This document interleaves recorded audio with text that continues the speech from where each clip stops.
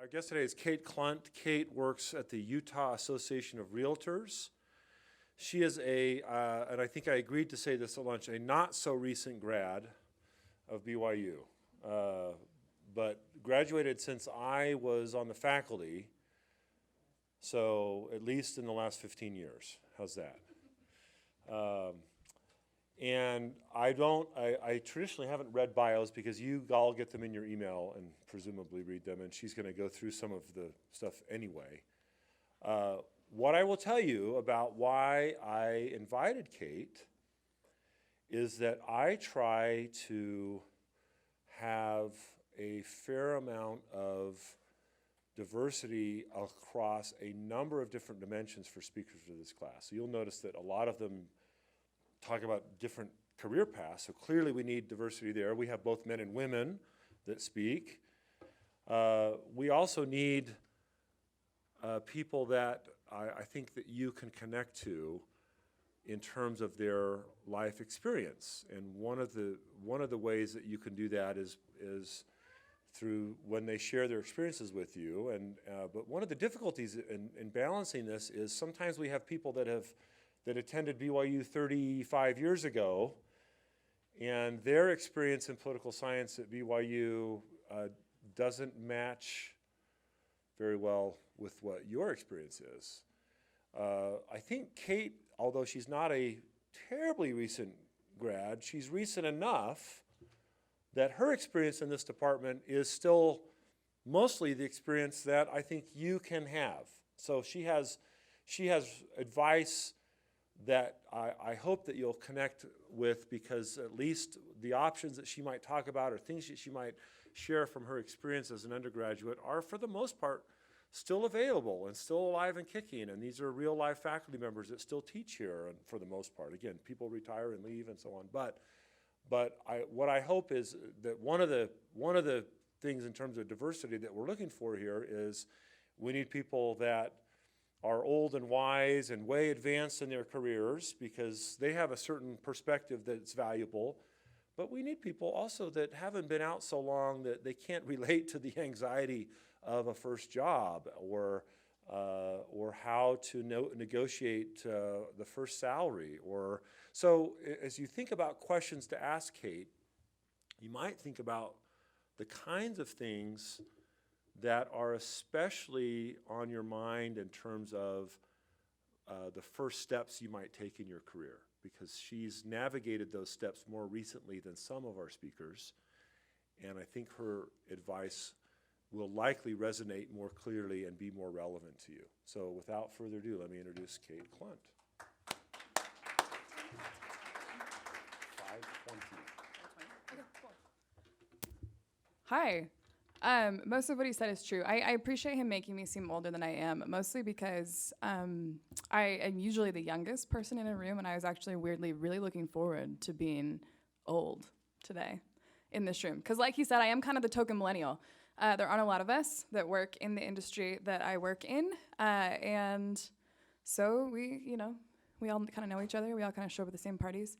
But most of what he said is true. But I find myself having a hard time writing bios. Did you guys read my bio? Somebody took the PDF and they sent it to me, and they were like, "What is wrong with you? Why is your dog in your bio?" And I realized I need to start taking this a little more seriously, because I've kind of just been treating it like a Twitter bio, like that thing that exists that nobody reads or cares about. But turns out they print it out and they put it places. And luckily he didn't read it today, but I've had it read other places, and every time I hear it, I'm like, that's pretty stupid. I should edit that. And then I forget, and then, this is like a bad cycle. Government Affairs Director. Do you guys know what a Government Affairs Director does? Okay, raise your hand if you know what a Government Affairs Director does. Okay, cool. I kind of want to, this is kind of the format that I'm hoping to have today. I would like to describe to you a little bit about how I got to be where I am, very briefly, and then kind of how to get to where I am. Because lots of people come and they like to talk about the times in their career that they were super important. And they talk about all of the amazing and cool things that they got to do, and nobody likes to talk about when they were the least important person in the room, because that is boring and often embarrassing. But you start out as the least important person in the room, and it's a big jump from graduating and having an internship to actually getting a job, and then where do you go after that first job, et cetera, et cetera. And so I'm just gonna kind of take you to where I am right now. I graduated in 2013, so it was 6 years ago. Not that long ago, but long enough. Okay.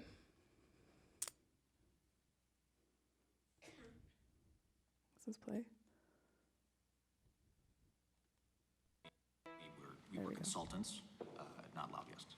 And what's the difference? You ask to be consulted. A consultant consults the client, whereas a lobbyist lobbies on behalf of the client. Well, you're not telling me the difference, you're just turning nouns into verbs. So you were consulting people to vote against the family's first bill. Yes, yes, we were. That's exactly what they were doing. So you wouldn't have contact, in other words, with lobbyists? No. Actually, Catherine's fiance, Jason, is a lobbyist, so at times, yeah. Really? Until now, he's been referred to as a consultant. Are you concerned with your daughter being engaged to a lobbyist? No, not at all. And he's not actually a lobbyist, he's a consultant.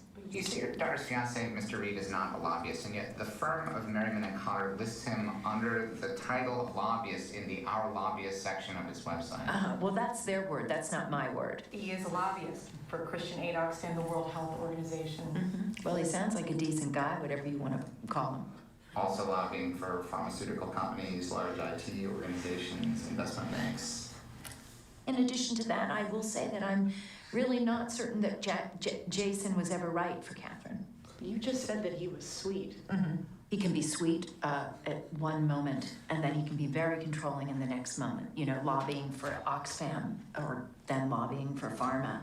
And I meant consulting. I have to go, I've got to call the president of Africa. So I'm in South Africa specifically.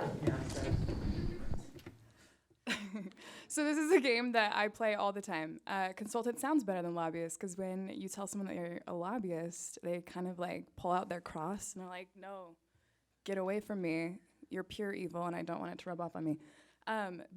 So I'm the kind of second chair lobbyist for my organization, and I work for the Utah Association of Realtors, which is a trade association.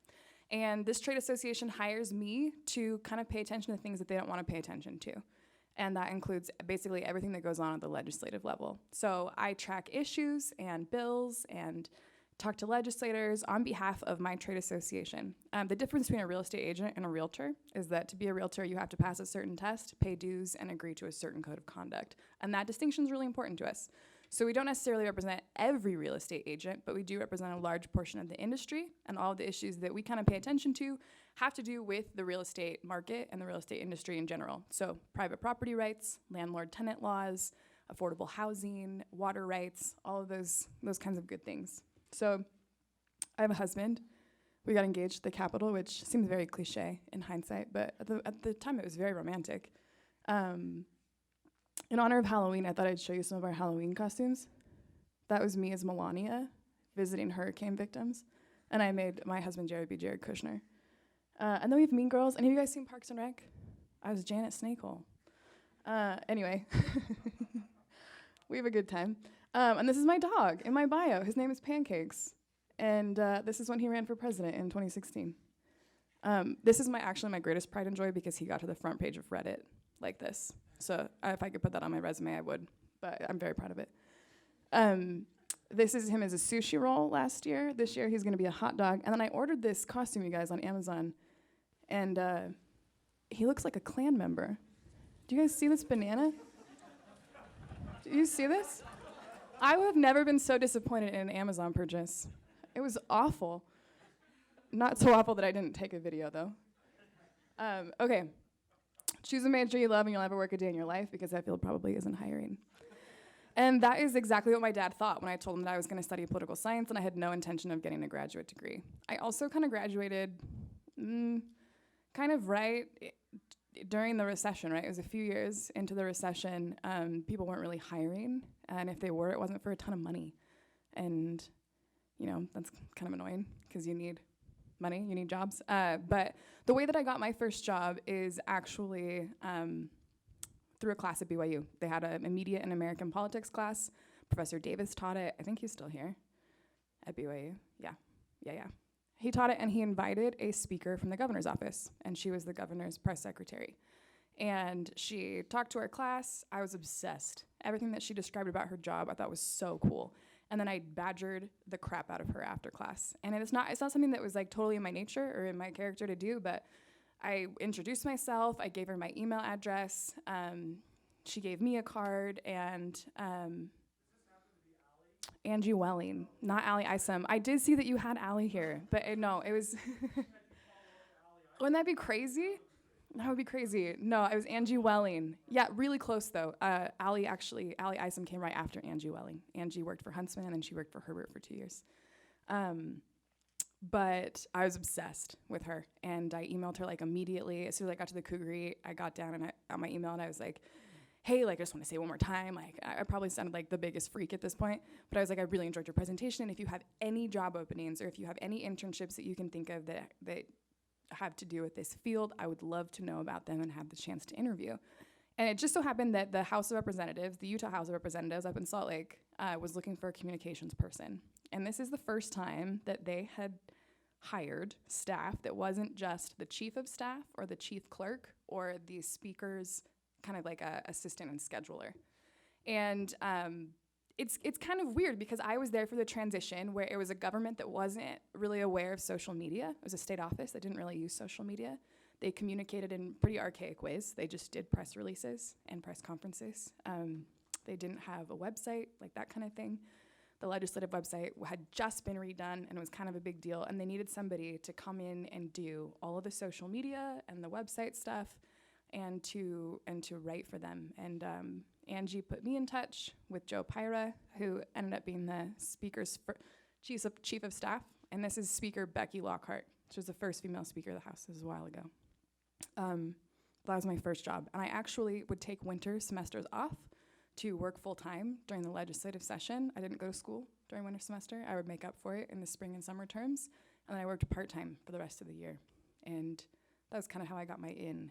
And it was a big enough deal to me to rearrange my academic schedule. And if you can, I think that some internships are worth rearranging that schedule for, mostly because it helped me meet a lot of really interesting people and gave me a base knowledge for the field and the industry that I wanted to work in. Everything? Yes. Is it comprehensive? CJ. That was a joke there, pal of mine. I want you to lead with this. Carol, I'm missing the OMB stats. They're coming. CJ, I want you to lead with this. I'm not going to lead with it. Yes, you are. Okay. So you got it? Sure. I mean, you got what you're supposed to Carol, say? also the EPA? Committee won't be out till 3. CJ, say it for He's me. making me crazy. You know, I heard that. Yeah, I understand how a speakerphone works. Say it for me. Joshua, I really have to get to the briefing Say it, room. please. Psychics at Caltech and the Fermi National Accelerator Lab are close to announcing what... Physicists. Theoretical physicists at Caltech. Not psychics? No. I should jot that down. Please. I'll tell you, if it was psychics, I'd lead with it. CJ. Talk to you later, Mia Moore. I don't think you understand. Thank you. You can sit him down. Sam, let Josh rant a little before you hang up the phone. Sure. CJ? Yes, ma'am. The Bureau of Labor Statistics is to report that the CPI jumped 0.7%. Okay. It's the biggest one-month increase since the Bureau began tracking prices in '52. All right, let me say this. The market basket used to calculate the CPI is antiquated. Say outdated.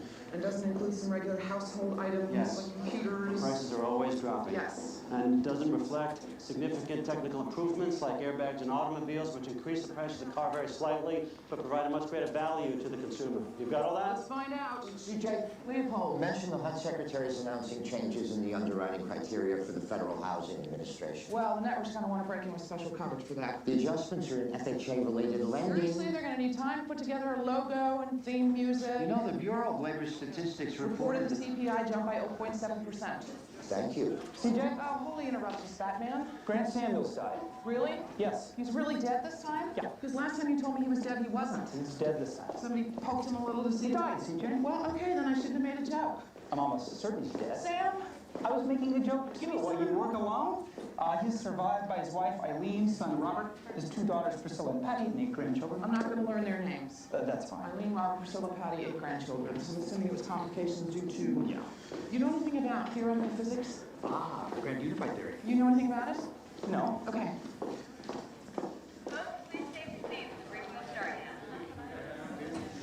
Good morning, everybody. I have to start with a sad announcement. Congressman Grant Samuels finally succumbed to pneumonia last night. His wife Eileen, his son Robert, his daughters Priscilla and Patty, and his 8 grandchildren are all in the president's thoughts today. I also want to talk this morning about the Bureau of Labor Statistics and the Federal Housing Administration. And as a special treat for our friend Josh Lyman, who's recovering very nicely at GW, the President's Science Advisor is telling us that psychics at Caltech in the Fermi National Accelerator Lab. You know what? I'm pretty sure that was supposed to be physicists. Have you guys seen The West Wing? So I had this really terrible AP government teacher my senior year of high school who just showed West Wing episodes instead of teaching lessons. So, and I wish that I was making this up, but if there was a lesson about the Supreme Court appointments, we watched the Supreme Court episode of The West Wing. If there was an episode about the death penalty, we watched the death penalty episode of The West Wing. And I watched it out of order, but I fell in love with it. And the person that I had the biggest crush on was C.J. Craig, who's the president's press secretary. So when Angie shows up and she tells me I'm the governor's press secretary, I was like, oh my gosh, this job exists in real life. There's one in this state. There might only be one, but there's one in this state. And it was something that I didn't know existed as a job because it's not something that we talk about super often. And like I said, the House office didn't have any communications people because up until that point, they really hadn't had to have any. But this clip kind of shows you her job, right? She had to know a little bit about a lot of things, and it had to be all in real time. And she did daily briefings, and while I did not do daily briefings to the press, I did daily briefings to the leadership team. And so it was my job to prep the speaker, the majority leader, all of those people for interviews ahead of time. It was my job to write press releases. It was my job to manage social media and Facebook. It was my job to manage the reporters because they liked to sneak into places they weren't allowed. And it was my job to help make sure that representatives didn't totally go rogue and talk about things that they weren't supposed to talk about or talk about things that could potentially be damaging. Some of my favorite mistakes that happened while I was in the House have to do with like missteps that people made while they were giving public comment. My ultimate, though, is when a representative who has since retired, so I can tell the story and not get in trouble because I don't work with him anymore, but there was a bill about sexual assault, and if you were married, if it could still be considered sexual assault. And he made some comment about how sometimes husbands like to choke out their wives for pleasure in a committee meeting, just like kind of off the cuff. And all of a sudden I got like 15 text messages that were like, are they talking about BDSM in political subdivisions? And I was like, technically yes. Yeah, anyway. So, it took like an apology letter. There was a ton of like Twitter hate because this guy was clearly out of touch and he had said something that was wildly inappropriate that he shouldn't have said and yada, yada, yada. But it was like, that kind of stuff is always stressful in the moment and you look back at it and you're like, what a ride. That was wild. Another thing that happened while I was working at the House that was really interesting was the impeachment of John Swallow, or the almost impeachment of John Swallow. I was there for the investigative committee. I was the head media person for the investigative committee, which means that I wrote all the press releases and managed all the interviews for that. And this was a long time ago, but it's much kind of like the impeachment proceedings now. The House had to determine whether or not the AG had done something that qualified him for impeachment, and so they put together an investigative committee that was in charge of going through his emails, his financial transactions, and all that good stuff. And I got to be there for every step of that, which was a really interesting and stressful process, but taught me a lot about crisis management and that kind of thing. Okay, so I did get to do some cool things. I have got to do some cool things. 2 years ago, I took a legislative delegation to China when I worked for World Trade Center Utah as their government affairs manager. And we spent 11 days in mainland China. This is my delegation. I didn't lose any of them.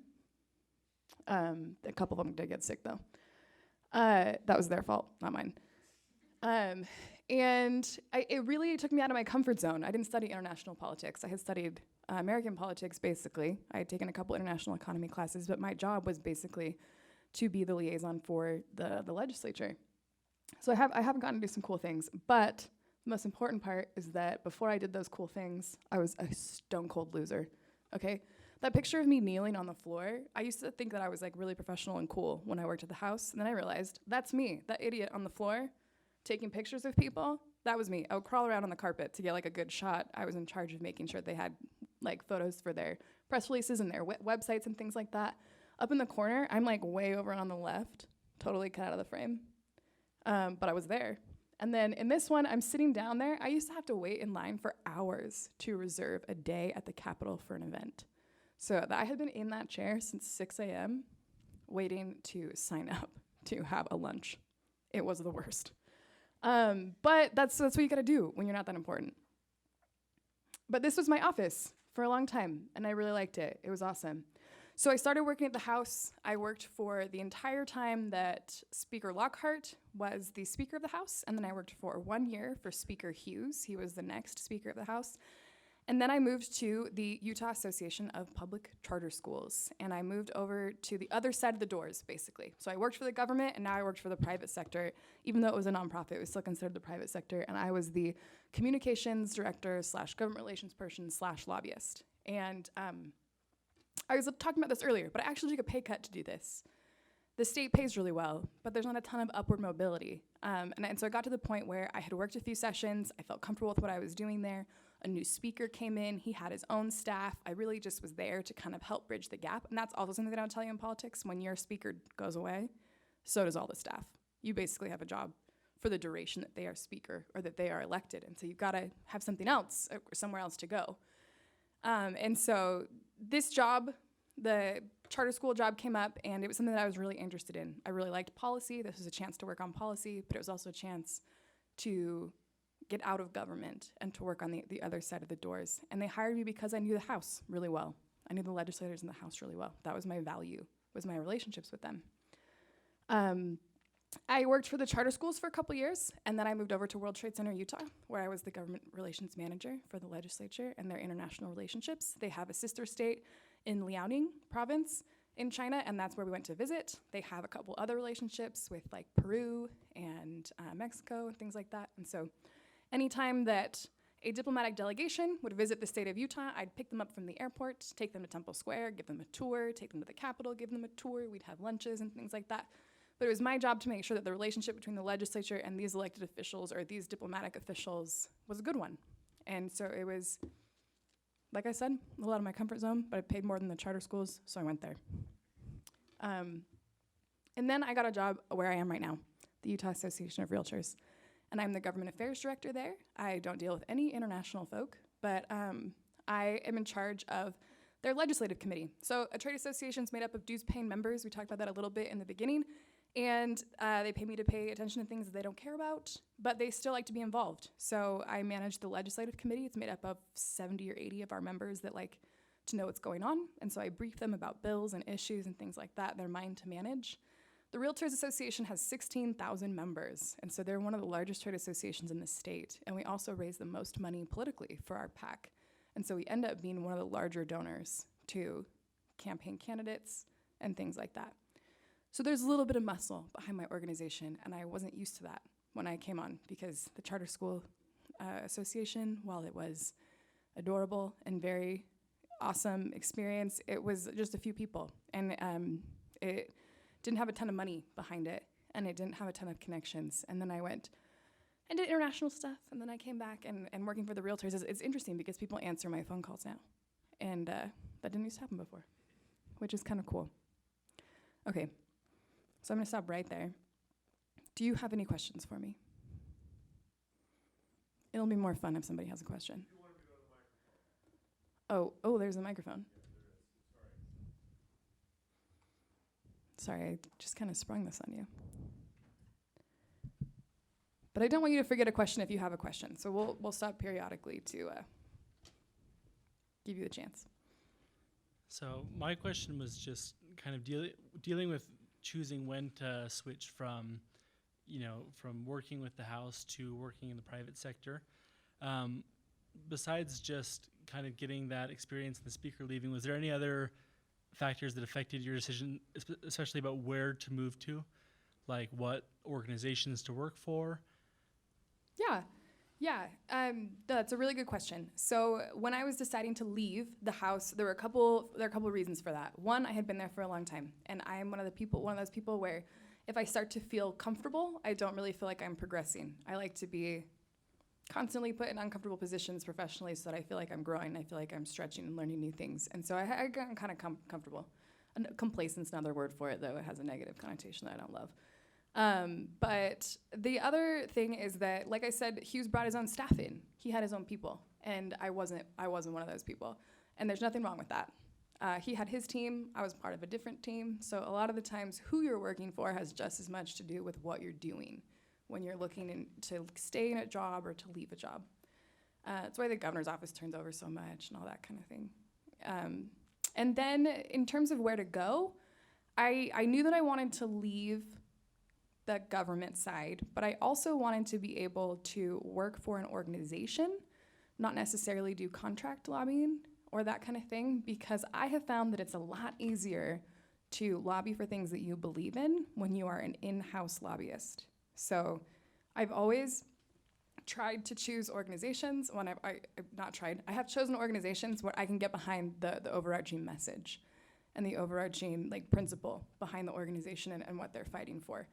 There are lots of really, really awesome organizations that need lobbyists, and so it's not usually a hard thing to do.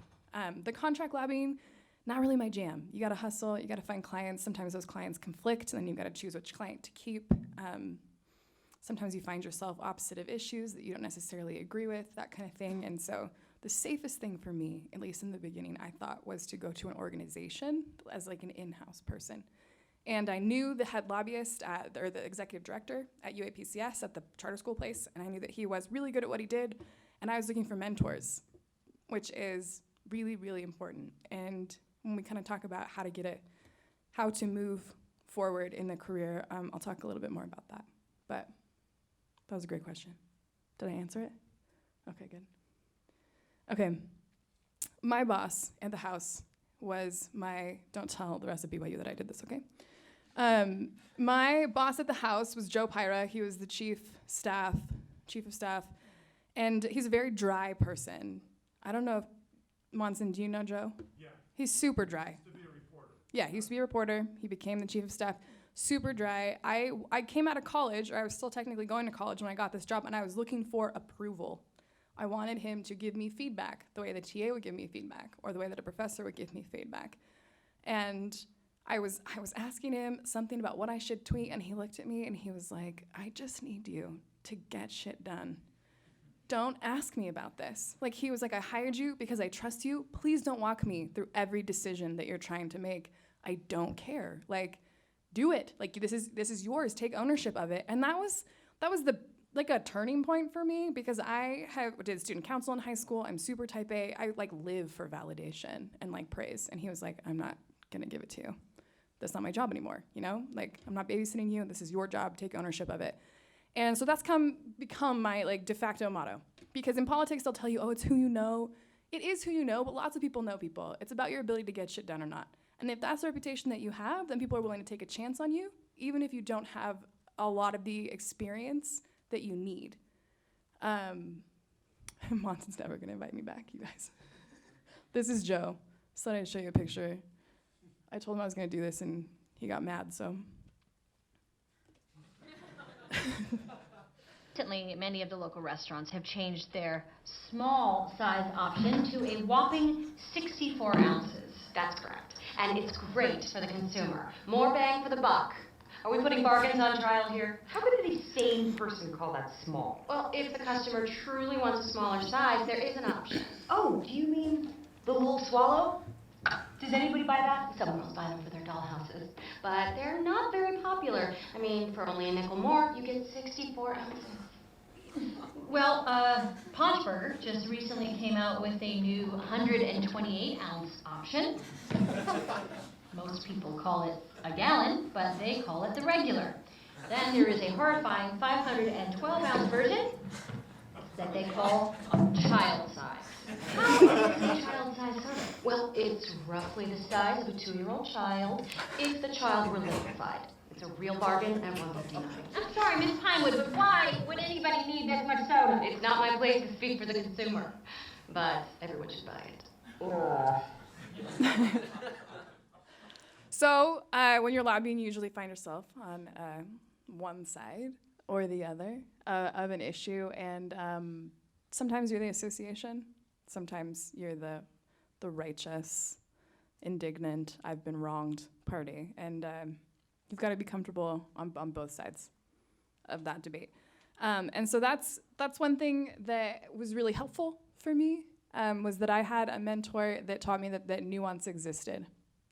That was Joe, and then my boss, Royce, at the Charter School Association. He taught me that nuance existed, and that there were several arguments for several different ways to approach a problem and legislation and things like that, and that you needed to be open-minded when you were discussing things with people that disagreed with you or legislators that you were trying to persuade. And you need to be open-minded so that you could kind of understand where they're coming from, because the best way to counter an argument is to understand the origins of that argument.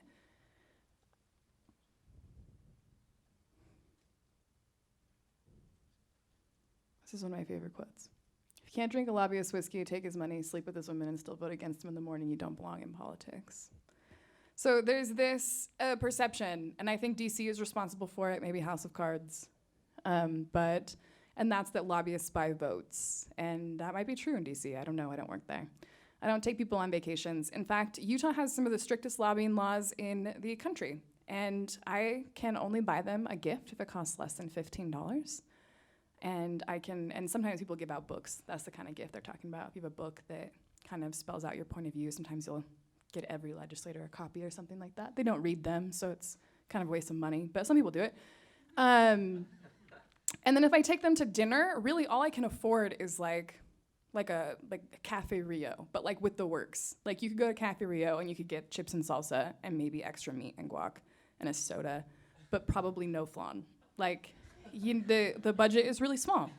And so I don't, like the meal, and if you have a legislator that can be bought off by like a $15 meal at Cafe Rio, you have a problem, because there's something wrong with that person.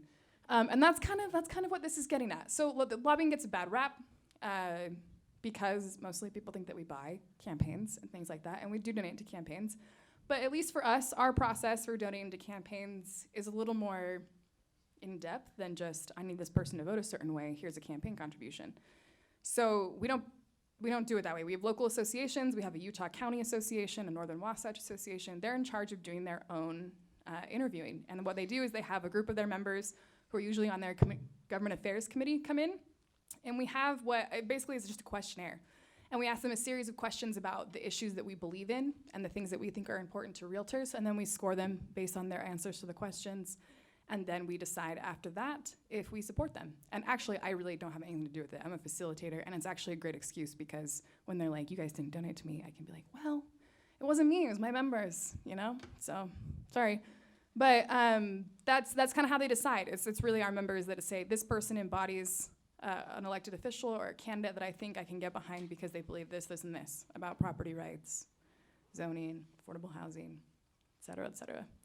And this is a little bit of a soapbox for me, and I will try not to jump on it for too long. But campaigns cost money, and running a campaign costs money. It just does. And that's because educating voters is expensive. Websites are expensive. Facebook ads are expensive. If you send mail to people's homes, which is still the most effective way, interestingly enough, to get information to a person, that's really expensive, because you're paying for paper, printing, postage, design, all that kind of thing.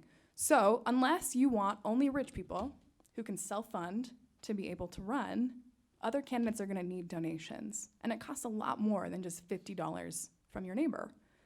And Elizabeth Warren and Bernie Sanders can do this. They can get a lot of individual contributions because they're asking the whole country for money, which means that enough $50 donations build up, and they've got a few $1 million.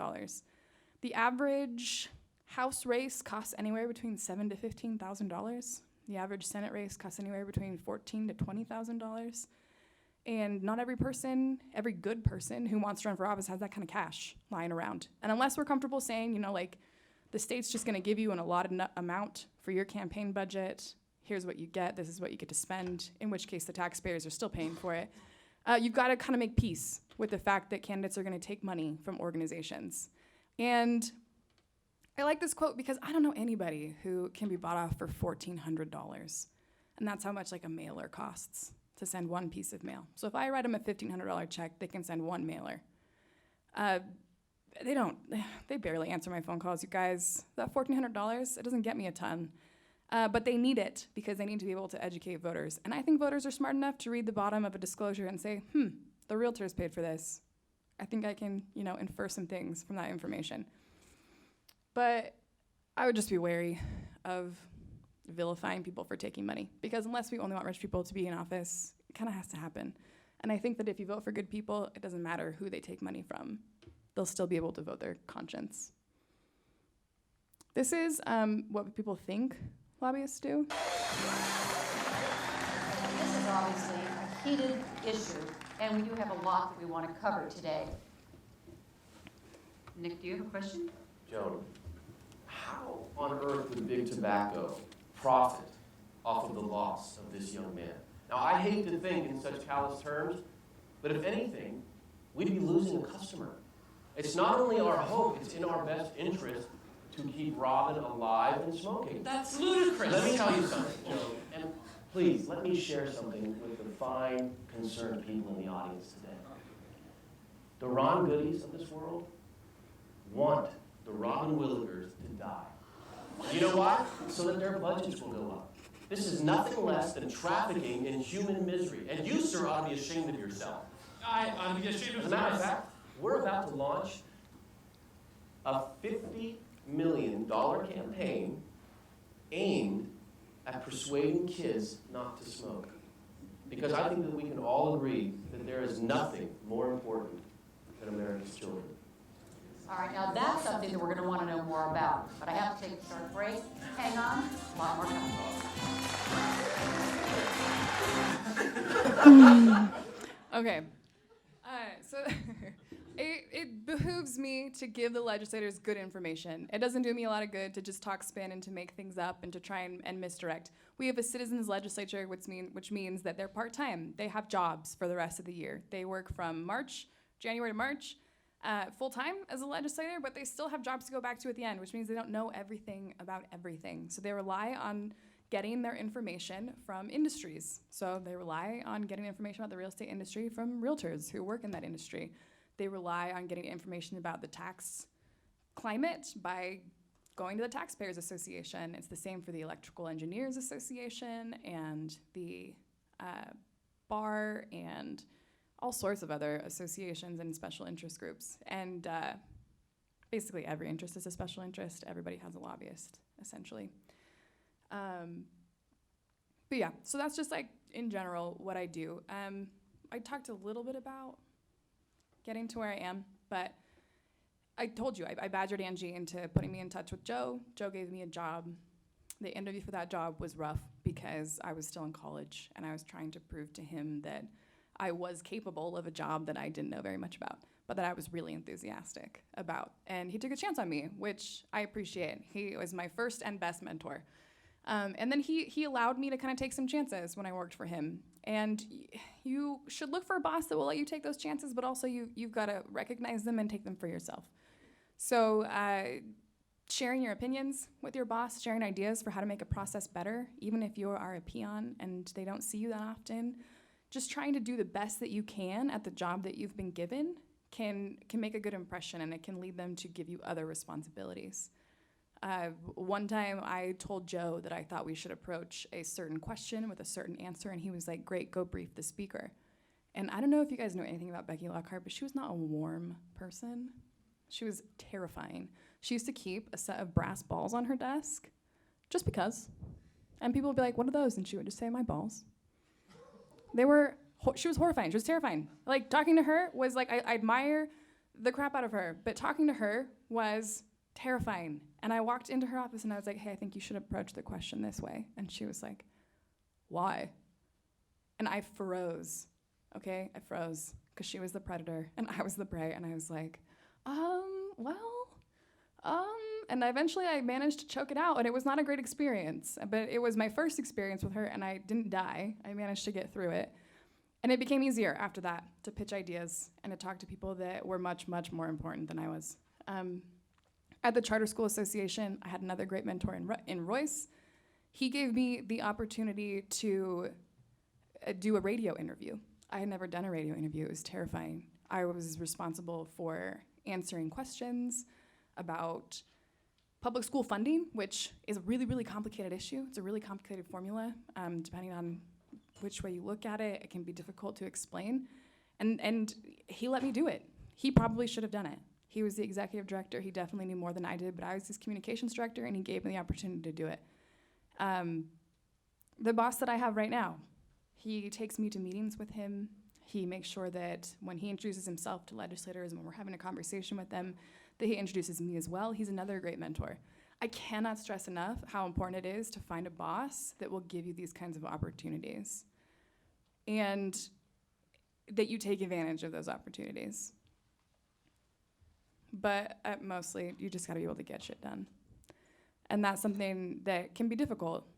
You just gotta put your head down and get it done. And that means spending long hours in the office. It means getting paid very little. It means hustling for internships, which I think are a really, really good idea. And if you get anything out of this, it's to do as many internships as possible. But yeah, okay, let's go to the questions.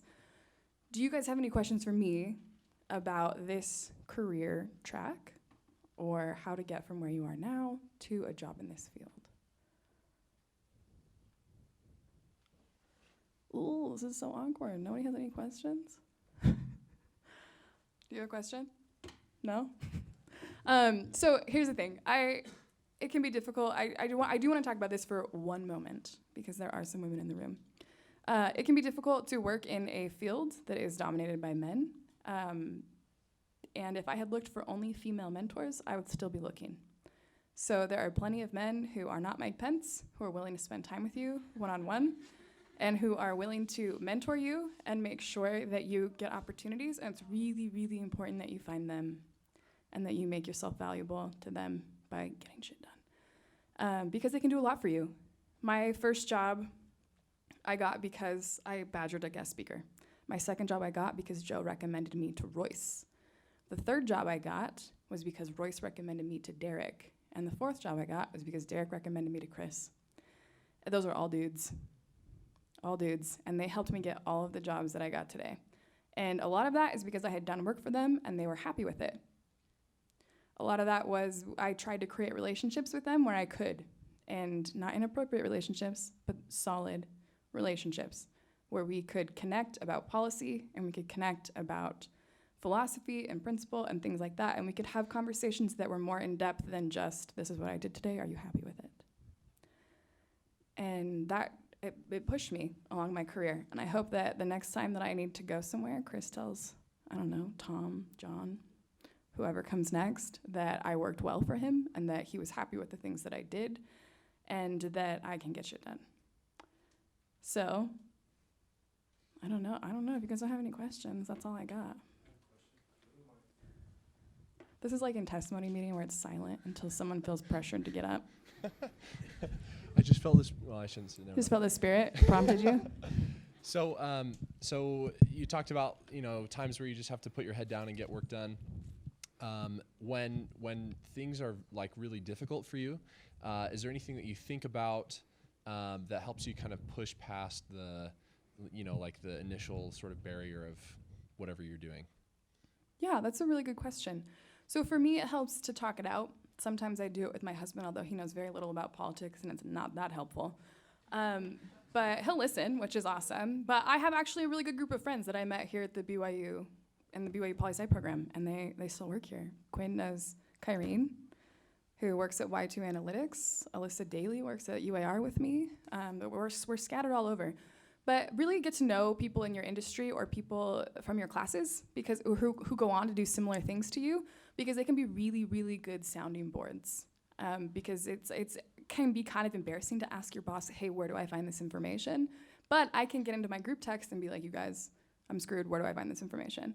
And they can help me brainstorm or they can help me troubleshoot. And so it's good to have people who understand the field that you work in and to be able to go to them with questions.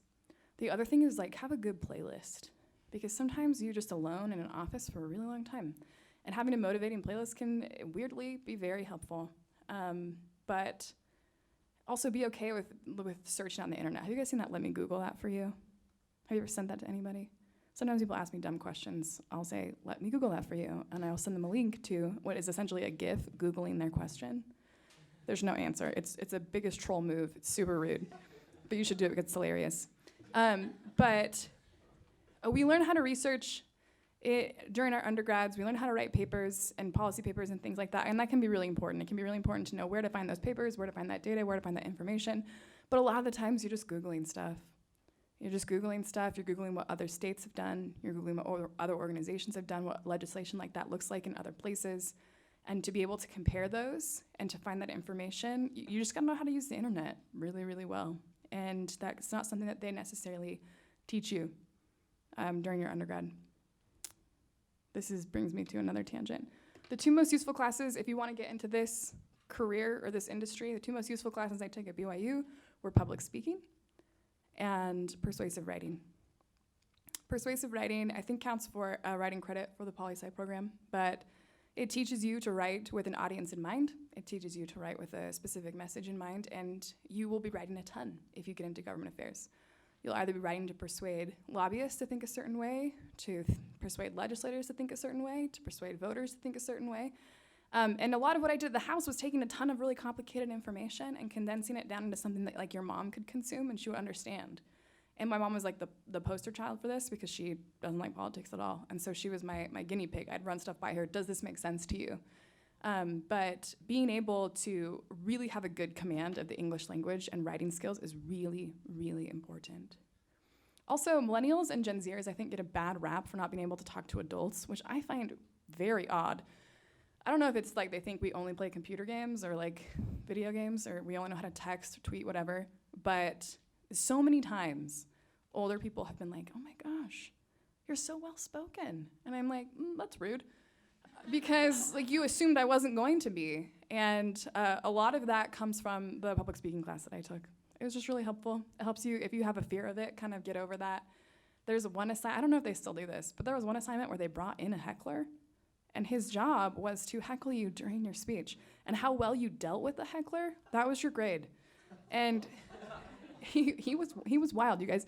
In mine, he opened up a pack of Lay's chips, and he just started crunching so loud. Everyone was like, what is this guy doing? And anyway, it was a really helpful class because that can be a lot of the experiences that you have. I'm often asked to testify in committee hearings to say whether or not we support or oppose a bill and to give a reason for why. The most difficult thing is when you're asked to testify and then they're allowed to ask you questions because then you're answering questions on the fly. In a government meeting, everything's public record. They're looking to trip you up or they're looking to kind of help you out, but most of the time it's to trip you up. And so having that base, being comfortable talking to people, being comfortable talking in front of crowds and answering questions on the fly can be really, really helpful. Also, if you want to work in state politics, state and local government, it's a really good class to take. You guys, we have another testimony. I believe. I'm just kidding. So why Utah? Was it more out of convenience for being at BYU and getting the foothold in Utah state politics, or is there a reason you chose to stick around in Utah state politics versus any other state, kind of with the lobbying and or advocating or whatever you want to call it that you consulting yeah, that you do? Yeah. Thank you. Yeah, so I'm not gonna lie, a lot of it was convenience. I started in the Utah House and I stayed because that's where I got a job, and it was 2011 when I started. Kind of working up on the Hill part-time while I was still going to school, and that was like the middle of the recession. There weren't other jobs. There wasn't anywhere else to go, really. And the more that I worked here in Utah, I'm from Las Vegas, and I swore up and down I would not live here because it snows here, and that's awful. But I stayed, and I love it because I did start here because it was convenient, and because DC is very expensive, you guys, very expensive. But the more that I got to know the people who worked in Utah politics, the more that I worked at a state level, I realized that my potential for impact on a state level is much higher than my potential for impact on a national level. I think that oftentimes there's this perceived barrier to entry in terms of politics and how you can affect things and how you can move issues along and persuade people to vote for certain things. But at least at the state level in particular, you would be surprised at how easy it is to be influential, to see change happen, and to see good change happen. And it's much better to work in an atmosphere where you can feel like you're doing something good or where you're actually making progress than it is to beat against just a brick wall, which I think is what DC is a lot of the time. I'm very disenchanted with DC. I will never tell anyone to move there or work there. Don't, you guys, it's so expensive. No, but I really enjoy working for the state of Utah. And I think that you could very easily go to another state. You just kind of have to start over. I wasn't willing to start over. But you could very easily go to another state, find an association, or a state job or an internship or something like that, and do that. I could go back to Nevada. I'm choosing not to because Carson City is the worst. And you usually try to live close to the capital when you work in state politics. But that was a really good question. A little bit convenience and a little bit because now I love it. It's its own beast, though. There's some weird stuff that happens here that would not happen in other places. All right, thanks, you guys. Oh, I put my email up here. I'm always looking for people for internships or for part-time jobs. People think that because I'm younger than them that I know a lot of really cool younger people who are looking for jobs. That's not always the case. So I'm asking you as a favor to me, if you are at all interested in working in this industry or in working in Utah in politics, please email me. Thanks.